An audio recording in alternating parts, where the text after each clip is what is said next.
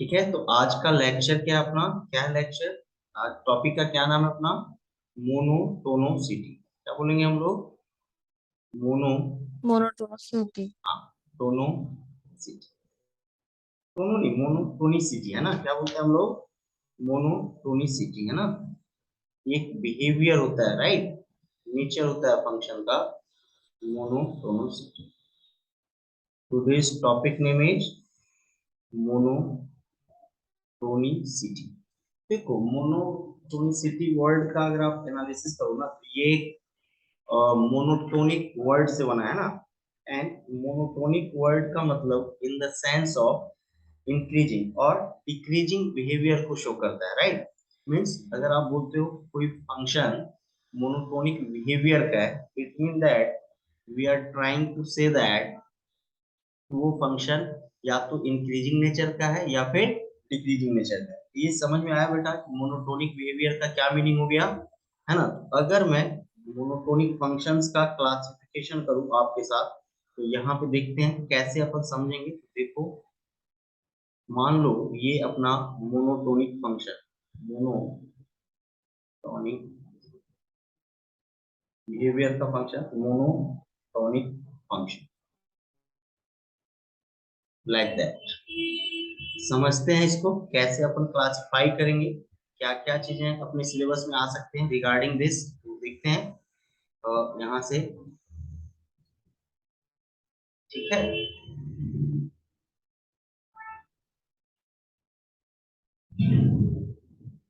Actually जितने भी functions है मोनोटोनिक मोनोटोनिक बिहेवियर के, उसको हम लोगों ने इनिशियली टू पार्ट्स में डिवाइड कर दिया। कितने पार्ट्स में डिवाइड कर दिया है बताओ? Two parts. First one is called increasing function and second one is called decreasing function. पहले वाले को क्या बोलोगे आप बताओ? पहले वाले को क्या बोलोगे? फंक्शन का नाम क्या दोगे आप? इंक्रीजिंग। Increasing function. और दूसरे को क्या बोलोगे आप? Decreasing function. तो देखो यहाँ पे increasing function, clear to both of you? And second function को क्या बोलने वाले हो आप? Decreasing. Decreasing function. Is that clear? अब फर्दर आपने फिर से, जब यहाँ पे मैंने इंक्रीजिंग और डिक्रीजिंग की बात की है आपसे, तो मैंने ना एक और बिहेवियर देखा फंक्शंस के नेचर के अकॉर्डिंग, कि मैं फर्दर इंक्रीजिंग और डिक्रीजिंग को भी दो पार्ट्स में सब डिवाइड कर सकता हूँ। कैसे डिवाइड कर सकता हूँ बेटा? सब डिवाइड कर सकता हूँ। कैसे? तो देखते हैं वो क्या होगा। ये हो गया आपका इंक्रीजिंग फंक्शन और ये हो गया आपका डिक्रीजिंग फंक्शन। क्लियर? अब जब हमने फर्दर इस फंक्शन को डिवाइड किया, हमने ऑब्जर्व किया कि इसका फर्दर क्लासिफिकेशन पॉसिबल है। तो देखो, मैंने इंक्रीजिंग फंक्शन को फिर से दो पार्ट में डिवाइड कर दिया लाइक दैट, और डिक्रीजिंग फंक्शन को भी मैंने फर्दर टू पार्ट्स में डिवाइड कर दिया लाइक ऐसा। अब देखो, जो फंक्शन मैंने यहाँ पे डिवाइड किया है इंक्रीजिंग के दो पार्ट, उसमें से एक फंक्शन है, उसको हम लोग बोलते हैं strictly increasing function. Means increasing function का फर्दर अगर आप क्लासिफिकेशन कर रहे हो, तो क्या बोलोगे इसको आप? Strictly increasing function. And on the other hand दूसरा फंक्शन रह गया, उसको क्या बोलने वाले हो आप? उसको आप बोलने वाले हो नॉन डिक्रीजिंग फंक्शन, मतलब जो डिक्रीज नहीं कर रहा है ना, है ना? या सिंपली इंक्रीजिंग फंक्शन। देखो यहाँ पे फर्दर फर्स्ट फंक्शन इसके अंदर क्या आ गया बताओ? Strictly increasing function. Strictly increasing function मतलब किसी भी सिचुएशन में ये फंक्शन कभी भी ना तो कांस्टेंट होगा और ना ही डिक्रीज करेगा। सिमिलरली डिक्रीजिंग फंक्शन के लिए क्या डिफाइन करोगे आप? Strictly decreasing function. Is that clear? Strictly decreasing function. And increasing function का जो सेकेंड पार्ट होगा, उसको क्या बोलोगे आप? Non decreasing function. क्या बोलने वाले हो आप? नॉन डिक्रीजिंग फंक्शन, और simply you can say increasing function. और यहाँ पे इसको जब डिवाइड करोगे तो ये क्या हो जाएगा? Non increasing non increasing function. Is that clear? ये समझ में आया आप लोगों को? ये फर्दर क्लासिफिकेशन Yes, sir. है ना, ये फर्दर क्लासिफिकेशन अपन ने कर लिया। अब आगे बढ़ते हैं।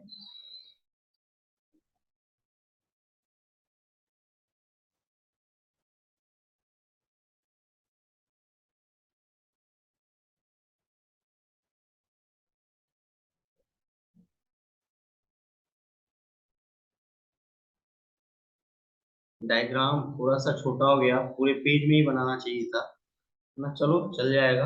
एंड दूसरा है नॉन इंक्रीजिंग फंक्शन, चलेगा? क्लियर है? अब यहाँ पे बढ़ते हैं Yes, आगे, sir. है ना, देखिए आप।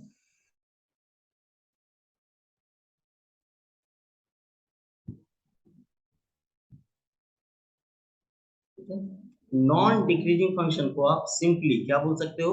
Increasing function. क्या बोल सकते हो आप? इंक्रीजिंग फंक्शन, ये भी चलता है। और नॉन इंक्रीजिंग फंक्शन को सिंपली क्या बोल सकते हो आप? डिक्रीजिंग। Is that clear? इसमें कोई डाउट या कोई क्वेरी है तो आप लोग बताओ। देखो मैंने क्या देखा, फंक्शन के मोनोटॉनिक बिहेवियर के बेसिस पे मैंने पूरे फंक्शंस को कितने पार्ट में डिवाइड किया? पहले initially two parts, increasing function and decreasing function. Increasing function is further divided into two parts, है ना, strictly increasing and non-decreasing function. And decreasing function is also further divided into two parts, strictly decreasing function or non-increasing function. Is that clear? अब हम लोग increasing Yes, sir. अपना syllabus start कर रहे हैं, right ना? फर्स्ट ऑफ ऑल किसके बारे में पढ़ेंगे? इंक्रीजिंग फंक्शन, है ना। तो देखो यहाँ से हम लोग अपना टॉपिक स्टार्ट कर रहे हैं, सारे पॉइंट्स उसमें कवर हो जाएंगे टाइम टू टाइम जैसे आप पढ़ोगे। इंक्रीजिंग फंक्शन,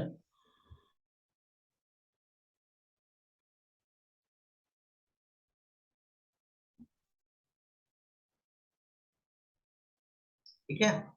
इंक्रीजिंग फंक्शन में मुझे ये बताओ, फर्स्ट ऑफ ऑल अपन किसको डील करने वाले हैं? Strictly increasing function.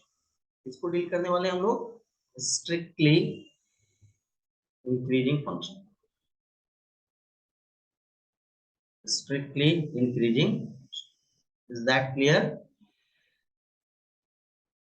Yes. तो डिफाइन करते हैं सबसे पहले कि स्ट्रिक्टली डिक्रीजिंग फंक्शन क्या होगा। तो देखो यहाँ पे बहुत ही सिंपल सा डेफिनेशन है। A function,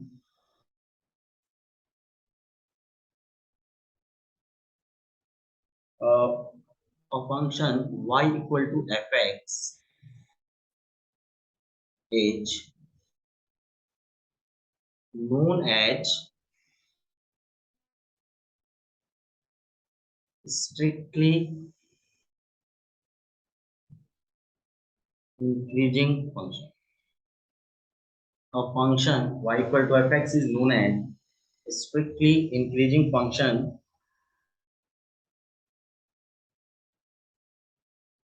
in its domain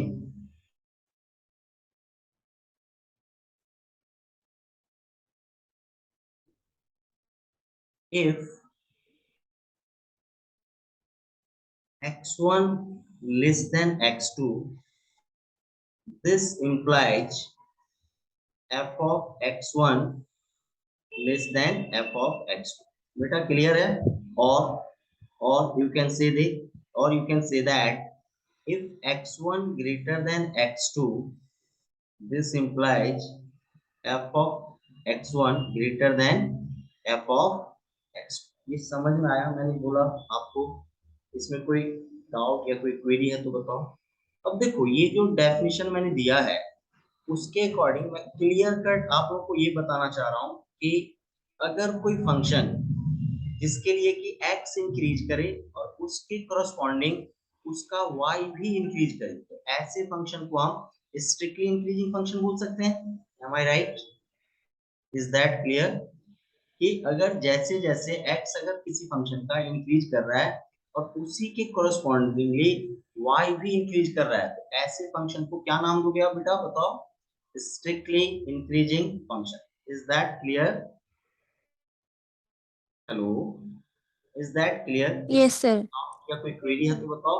A function y equal to fx is known as strictly increasing function in its domain if x1 less than x2, this implies fx1 less than fx2 or x1 greater than x2, this implies fx1 greater than fx2। मतलब smaller input के लिए आपको smaller output मिलेगा और greater input के लिए आपको greater output मिलेगा। Is that clear? आप बोल सकते हो क्या? अब इसी चीज को जो मैंने बताया उसको हम लोग ग्राफिकली देख लेते हैं कि ये मैं क्या बोलना चाह रहा हूं। तो देखो यहाँ पे फ्रॉम द ग्राफ,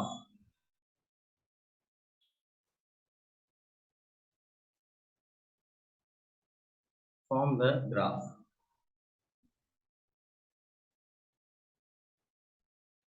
रैंडमली हम लोग एक इंक्रीजिंग फंक्शन ड्रॉ कर लेते हैं लाइक दैट।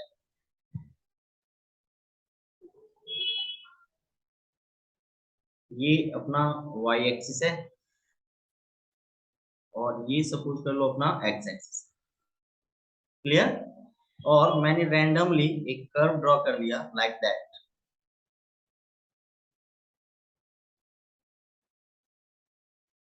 दिख रहा है आप लोगों को? Is that clear? नेमिंग कर दो। Yes sir. तो मुझे बताओ बेटा, आप ये x डैश है और ये y डैश है, मतलब x axis and y axis है। ये क्या अपना ओरिजिन है और यही अपना required function y equal to f x है जिसकी चर्चा हो रही है। मान लो कि मैंने यहाँ पे एक पॉइंट ले लिया x1। मुझे बताओ फंक्शन अगर y equal to f x है तो इस x1 के करस्पॉन्डिंग आपको क्या मिलने वाला है? fx1। Is that clear? सही है? देखो, है ना। सिमिलरली मान लो कि अगर आपने रैंडमली कोई पॉइंट इसके डोमेन में क्या ले लिया? x2। देखो तो उस x2 के लिए ये जो पॉइंट है ये f ऑफ x2 मिलेगा क्या y पे? Is that clear?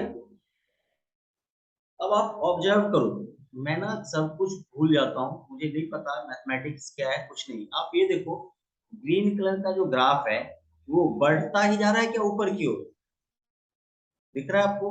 मतलब ऐसे फंक्शन को ही हम लोग स्ट्रिक्टली इंक्रीजिंग करते हैं। अब अगर मैं मैथमेटिक्स के अकॉर्डिंग सोचूं तो देखो, x1 कोऑर्डिनेट की वैल्यू ऑब्वियसली x2 से छोटा है क्या बेटा? बोल सकते हैं, है ना। तो आप देखो यस x1 पे जो y की वैल्यू मिल रही है दैट इज fx1 और x2 पे जो y की वैल्यू मिल रही है दैट इज fx2। वो वैल्यू भी कॉरस्पॉन्डिंगली छोटी है एक दूसरे के रिस्पेक्ट में। Is that clear? Hello, yes sir. Is that clear? Yes sir. From the graph भी ये क्लियर हो गया कि अगर कोई फंक्शन स्ट्रिक्टली इंक्रीजिंग है तो स्मॉलर इनपुट के लिए मुझे स्मॉलर आउटपुट मिलेगा एंड हायर इनपुट के लिए मुझे हायर आउटपुट मिलेगा। अब ये देखते हैं कि अगर मैं ऐसा करता हूँ तो क्या क्या सिचुएशन होने वाला है, वो तो मैं बता ही रहा हूँ।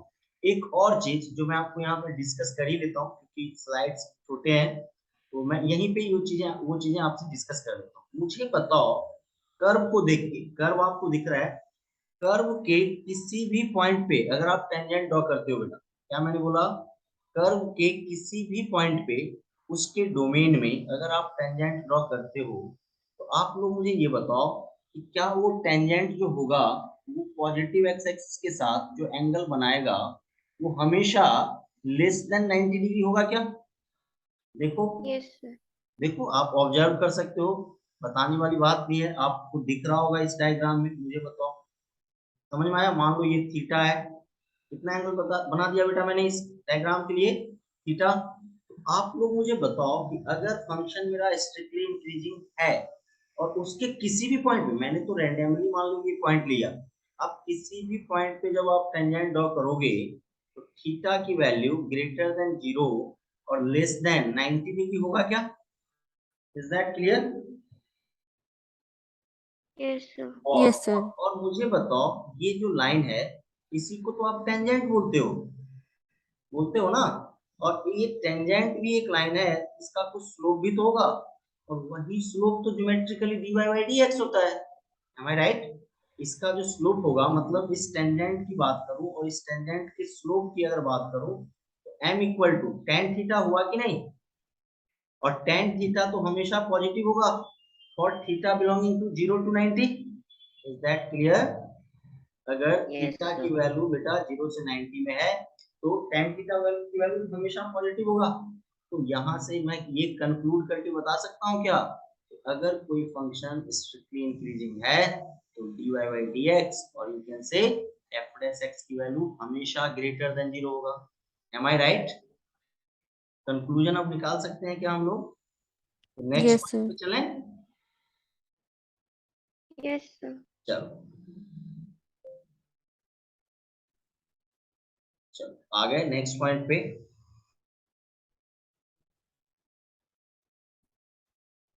Just a minute.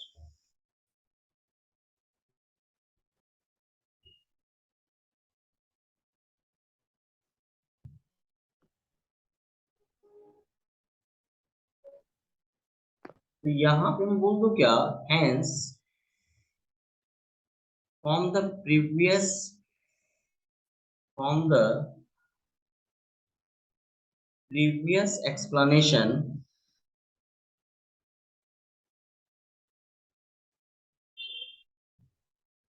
we will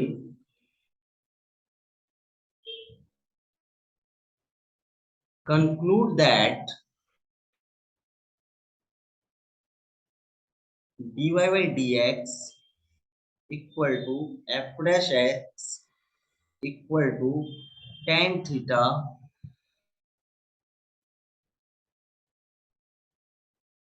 is always greater than 0। am I right?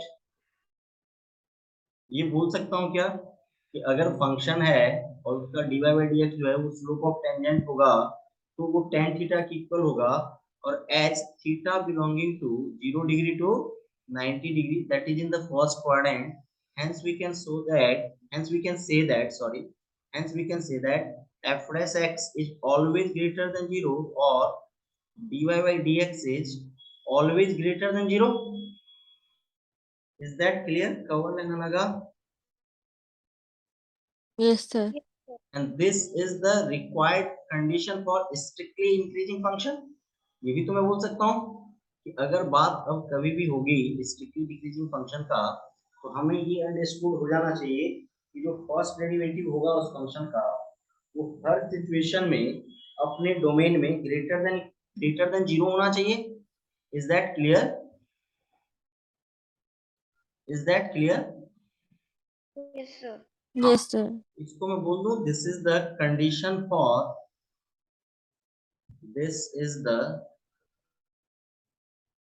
condition for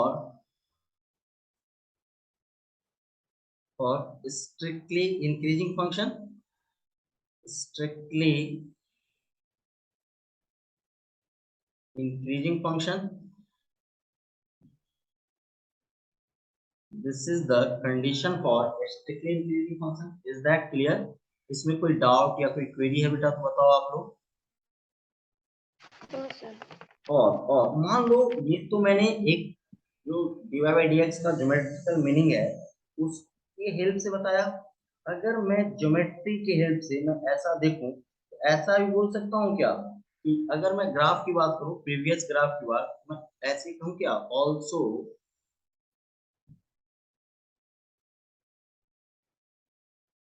x1 is less than x2 है क्या बेटा? देखो अपने ग्राफ के लिए हमने जो बनाया था उसके लिए x1 लेस देन x2 था क्या? This implies fx1 less than fx2 because function is strictly increasing। now from graph मुझे बताओ डिफरेंशियबिलिटी चेक करना मैंने आपको पढ़ाया बेटा, आप लोगों को डिफरेंशियबिलिटी चेक करना पढ़ाया है। तो मान लो अगर आपको डिफरेंशियबिलिटी चेक करना है एफ डैश एक्स को हम लोग बोल देते हैं limit x tends to 0 f of x plus h minus f of x upon h। Am I right? ये सही है? Yes, sir. तो मुझे बताओ क्लियर कट दिख रहा है यहाँ से in the next step, therefore f dash x की वैल्यू क्या हो जाएगी, तो limit h tends to 0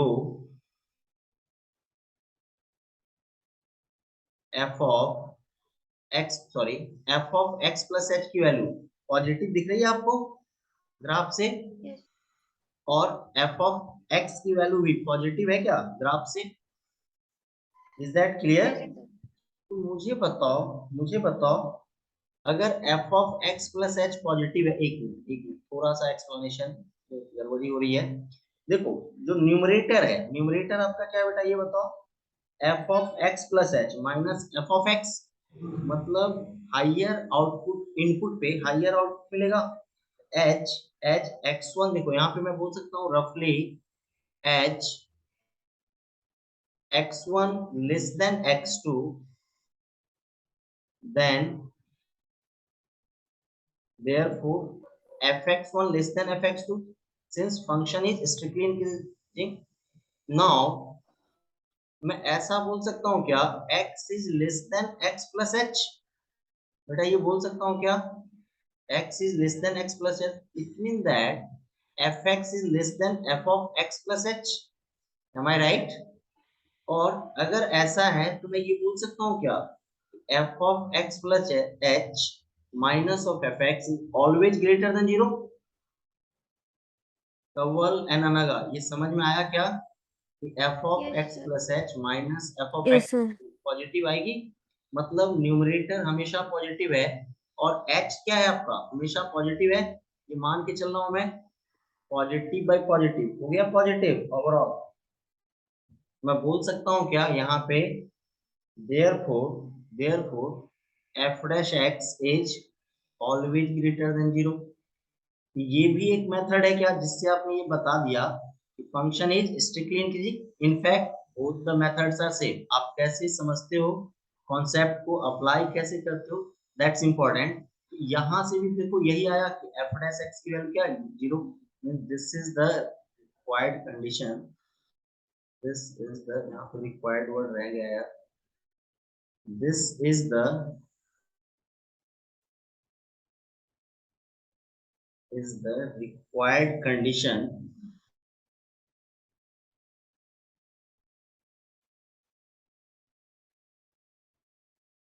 for strictly increasing function,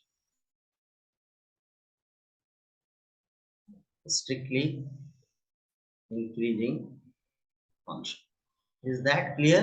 बेटा ये आप लोगों को समझ में आया कि फंक्शन अगर स्ट्रिक्टली इंक्रीजिंग है तो हमेशा क्या होगा, उसका f डैश x हमेशा क्या होगा, ग्रेटर देन 0, राइट? इसमें कोई डाउट या कोई क्वेरी है तो बताओ। No, sir. अच्छा, अब ना मैं एक कॉन्सेप्ट डील कर रहा हूँ आपके साथ। सपोज कॉन्सेप्ट क्या है इसको समझते हैं बहुत आराम से। Concept is, let us consider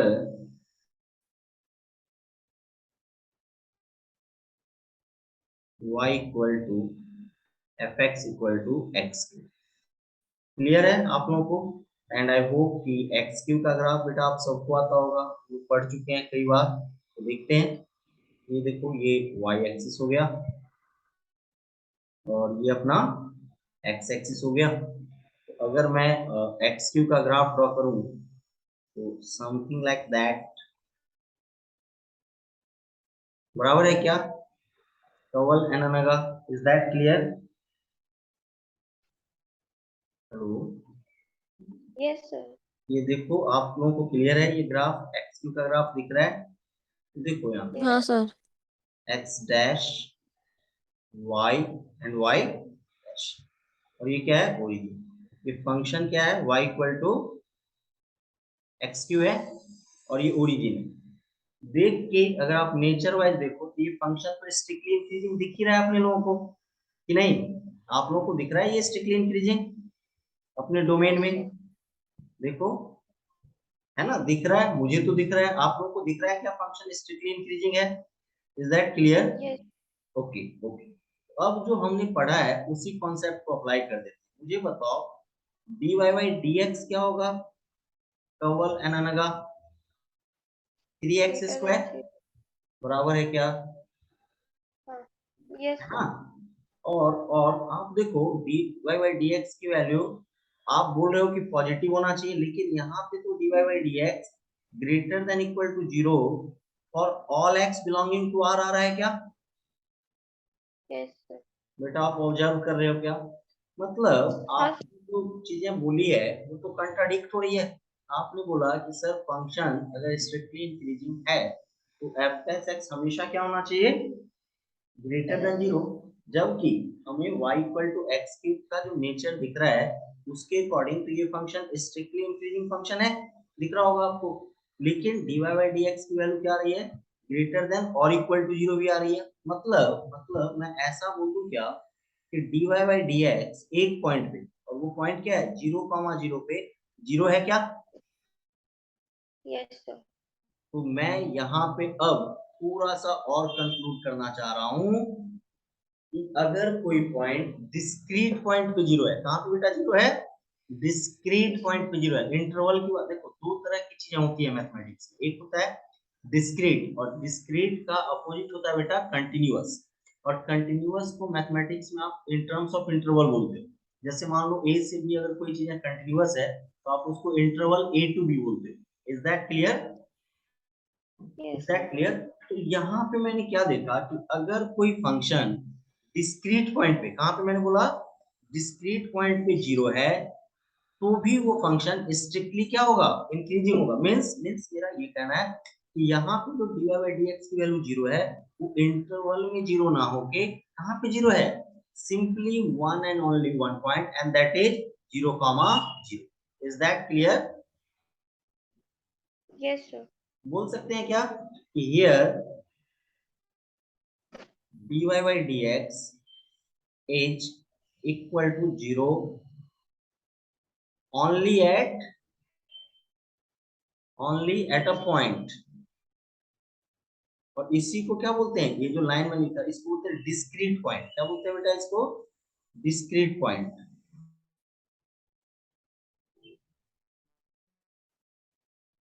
but not in an interval, but not in an interval. Is that clear? बोल सकता हूँ here yes dy sir. by dx equal to 0 only at a point that is called discrete point but not in an interval, that's why function is strictly increasing। मतलब मेरा concern ये है कहना कि dy by dx की value अगर greater than equal to 0 है तो भी आपका फंक्शन स्ट्रिक्टली इंक्रीजिंग हो सकता है। क्या मैंने बोला? स्ट्रिक्टली इंक्रीजिंग हो सकता है, बट जहां पे dy by dx की वैल्यू 0 हो वो पॉइंट क्या होना चाहिए बेटा? डिस्क्रीट पॉइंट होना चाहिए। क्या होना चाहिए? डिस्क्रीट पॉइंट होना चाहिए। Is that clear? Yes sir. चलो आगे बढ़े। Yes sir. Fine.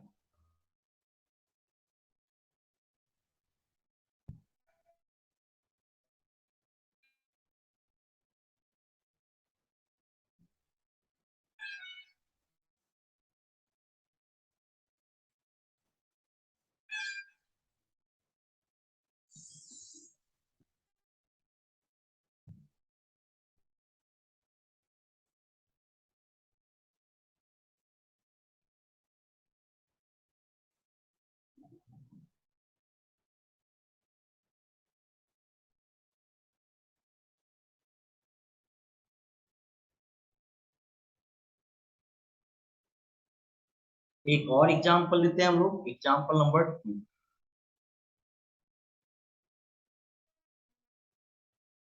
Late us consider,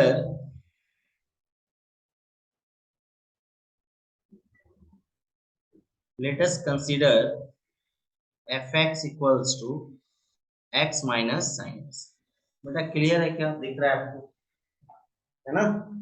fx equals to x minus sine x। मुझे बताओ अब इस पॉइंट की अगर मैं बात करूं तो क्या हो जाएगा? f डैश x क्या होगा बताओ आप लोग मुझे? Minus cos x. नहीं, क्लियर है? आपको समझ में आ रहा होगा। एफ डैश एक्स की वैल्यू क्या हो जाएगी? 1 माइनस कॉस एक्स। इसमें कोई डाउट या कोई क्वेरी है तो बताओ आप लोग। No sir. सही है ना? अब मुझे बताओ कि एफ डैश एक्स क्या है? पॉजिटिव है, नेगेटिव है, या कुछ और है? कुछ कंक्लूड कर सकते हो क्या आप लोग इससे? तो आप देखो, मैं बोल सकता हूँ क्या, since cos x is always greater than equal to -1 less than equal to 1 for all x belonging to R. Am I right? Yes, sir. बेटा ये समझ में आया? मतलब cos x की मैक्सिमम वैल्यू क्या होगी आप ही बताओ, 1। f डैश x 0 होगा, बट अदर देन 1 जब cos x की वैल्यू होगी तो f डैश x तो बेटा हमेशा पॉजिटिव होगा ना आपका।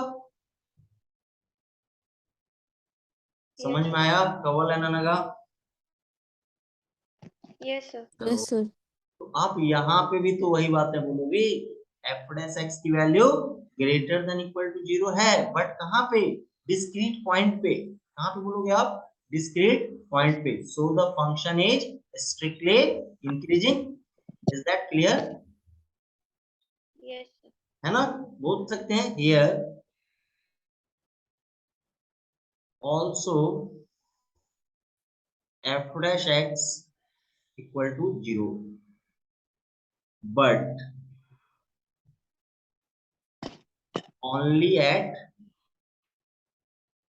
discrete points,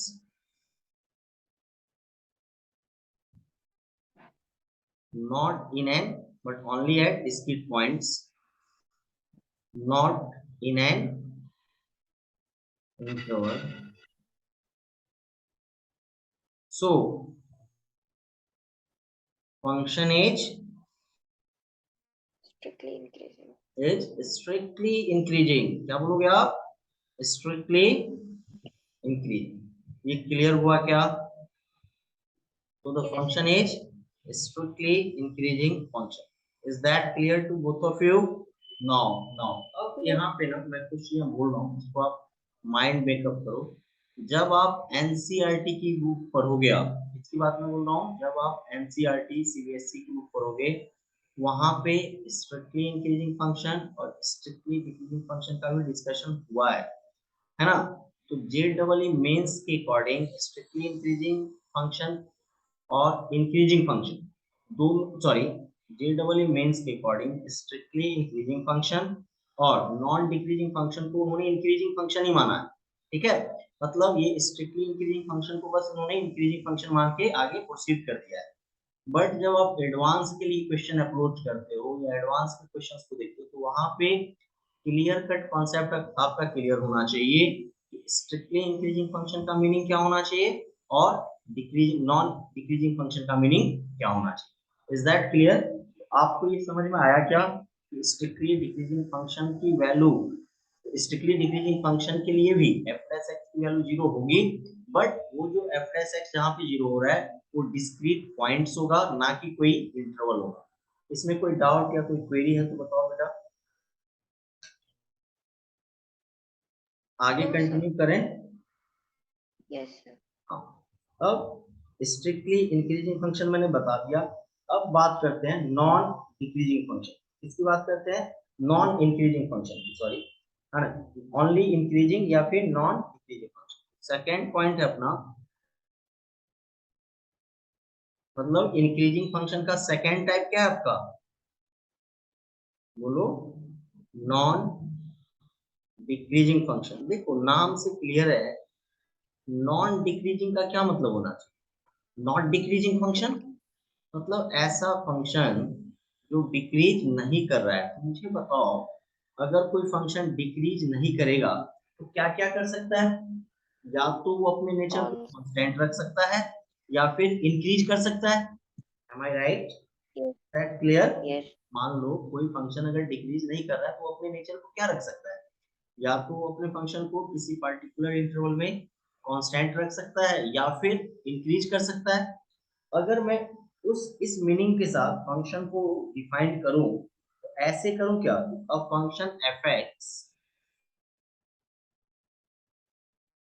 a function fx,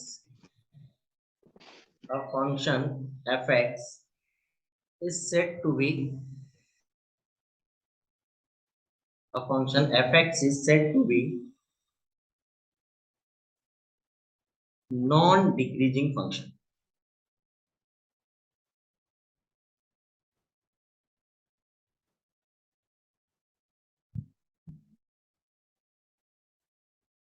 a function y equal to fx is said to be non-decreasing function if for x1 less than x2, this implies fx1 less than or equal to fx2. Am I right? अब मैं ये तो definition मैंने दे दिया, इसको मैं graphically मैं समझाना चाह रहा हूँ आप लोगों को। चलो देखते हैं मैंने क्या बोला, मेरा कंसर्न क्या था बताने का आप लोगों को, देखते हैं।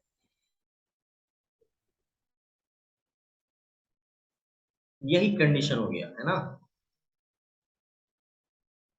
A function y equal to fx is said to be non-decreasing function in its domain, वो रह गया है आप समझ लेना, if for x1 less than x2 fx1 must be less than or equal to fx2। इस चीज को हम ग्राफिकली समझते हैं, कैसे अप्रोच करेंगे। तो देखो यहाँ पे हमने बना लिया यहाँ पे ये y एक्सिस,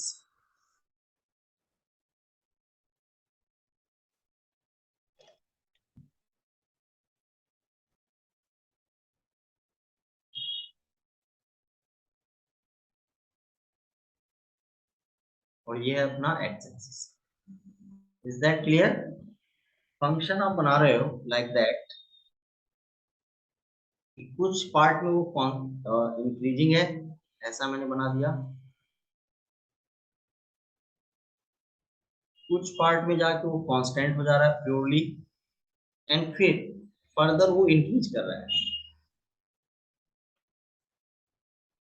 यहाँ से फिर उसने फर्दर इंक्रीज करना स्टार्ट कर दिया। तो आई होप ये फंक्शन दिख रहा होगा तुम लोगों को। तो देखो ये हो गया अपना एक पॉइंट, ये हो गया आपका दूसरा पॉइंट। सपोज कर लेते हैं कि ये दो पॉइंट है इसके डोमेन में, और यहाँ पे एक पॉइंट है, इसको मैंने x1 बोल दिया आपको, और मान लो यहाँ पे जो पॉइंट मैंने कंसीडर किया है उसको क्या बोल दिया मैंने, x2। Is that clear? Naming कर दो, x x dash y y dash origin, और मान लो ये जो पॉइंट आपने बीच में लिया है ना, इसको आप a कॉमा b बोलो, चलेगा? ये क्लियर है क्या?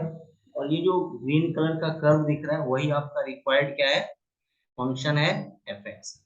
आप देखो इस फंक्शन को मैथमेटिकली कैसे क्या अप्रोच करेंगे वो बात की बात है। पहले ये मैं बताना चाह रहा हूँ, इस कर्व को आप ऑब्जर्व करो तो देखो ये कर्व जो है ना, a के पहले x इक्वल टू a के पहले जहां तक भी वो है वहां तक फंक्शन स्ट्रिक्टली इंक्रीजिंग है क्या? Is that clear? और point B x equal to B के बाद भी वो स्ट्रिक्टली इंक्रीजिंग है क्या बेटा? देखो ऑब्वियसली है, but in between a and b और at a and b function constant nature का है क्या? देखो ना कोई इंक्रीज कर रहा है ना ही वो डिक्रीज कर रहा है, एक लाइन बना हुआ है जो कि parallel to x axis. Is that clear? इस समझ में आया आप लोगों को? तो मैंने क्या देखा कि अपने डोमेन में फंक्शन या तो वो इंक्रीज कर रहा है या फिर कांस्टेंट रहा है, ऐसे फंक्शन को आप क्या बोलोगे, स्ट्रिक्टली स्ट्रिक्टली सॉरी सॉरी ऐसे फंक्शन को क्या बोलोगे आप, नॉन डिक्रीजिंग फंक्शन और ओनली इंक्रीजिंग फंक्शन। क्या बोलोगे आप, नॉन डिक्रीजिंग फंक्शन और only increasing function. Is that clear? Yes, sir. अच्छा अब मुझे बताओ, अगर आप कर्व के किसी पॉइंट पे